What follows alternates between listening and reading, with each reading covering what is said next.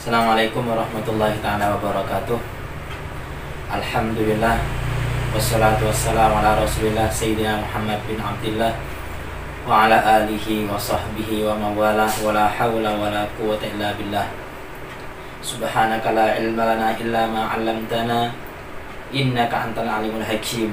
Rabbi shrah li sadri wa yassir li amri wa hlul 'uqdatam min lisani yafqahu qawli, amma ba'du.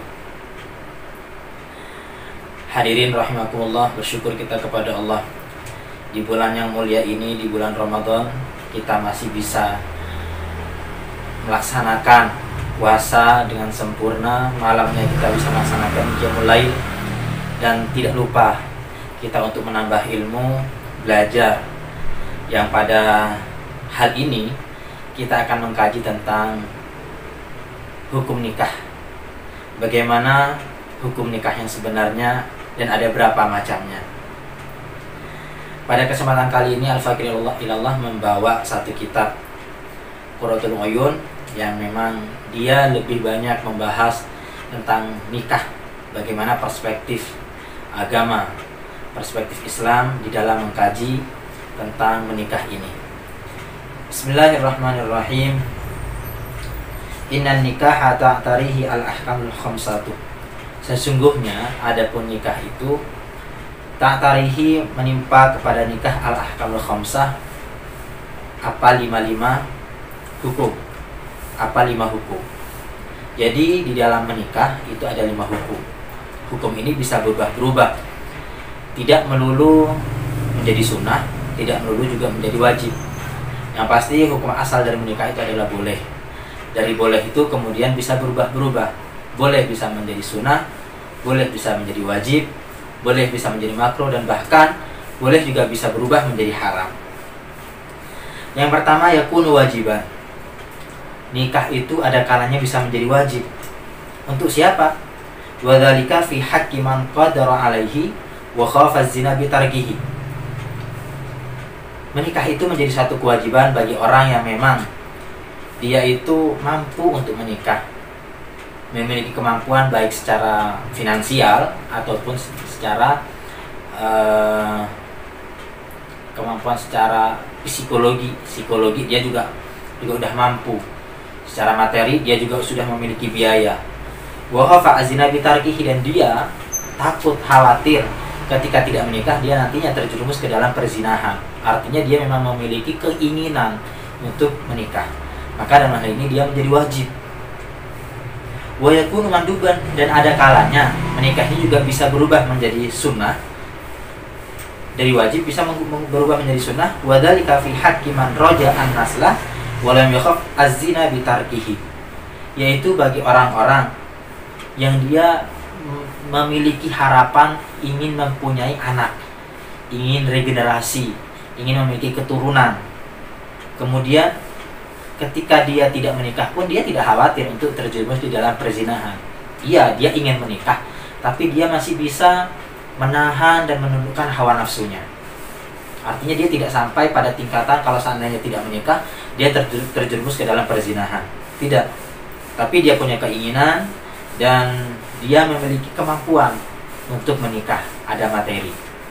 Maka dalam hal ini orang yang semacam ini dia memiliki kesunahan untuk menikah.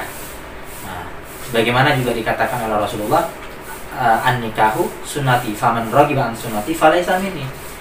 Menikah itu bagian dari sunnahnya Nabi Muhammad SAW. Karena Nabi Muhammad SAW juga menikah.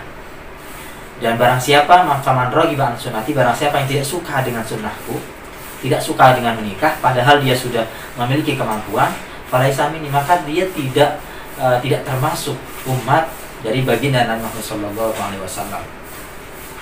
Dan yang ketiga, wa yakunu makruhan, dan ada kalanya nikah itu menjadi makruh. Nikah yang katanya tadi sunnah itu juga bisa berubah menjadi makruh. Untuk siapa? Wa dzalika fi haqqi man la raghbata lahu fiha wa la yarju nasalah.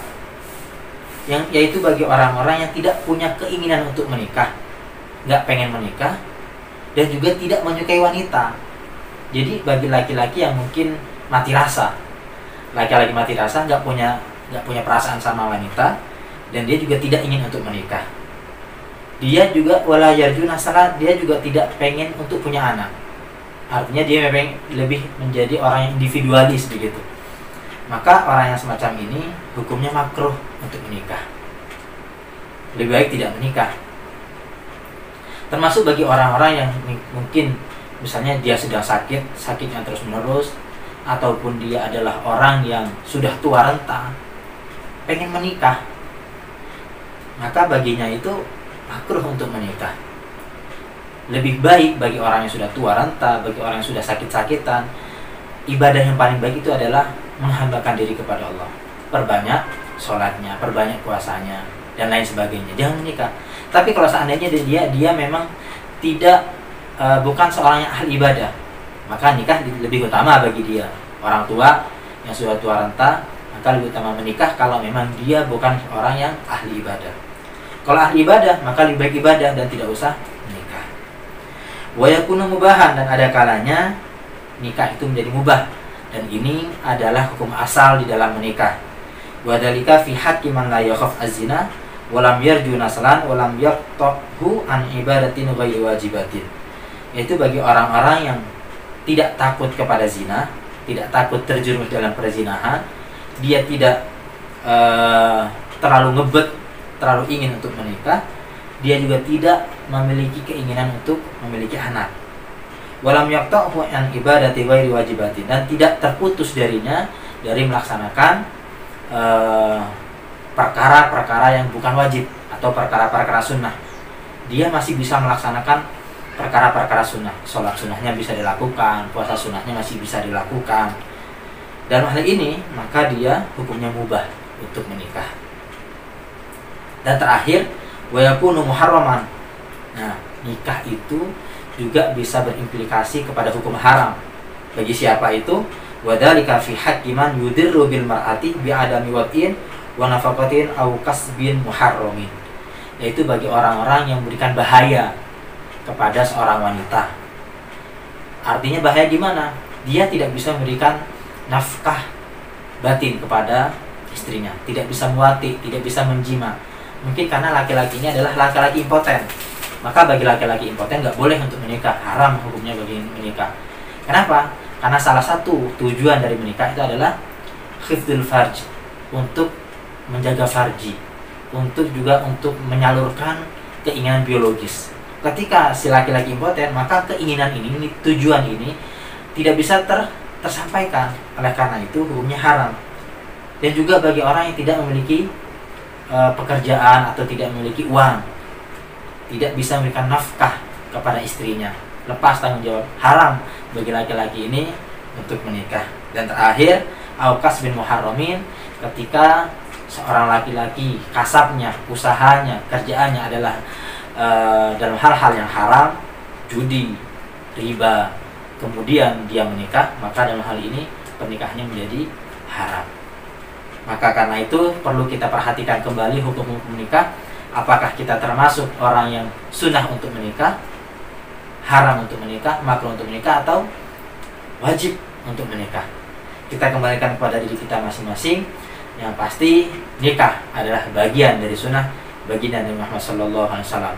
Barakallahu fikum. Wassalamualaikum warahmatullahi taala wabarakatuh.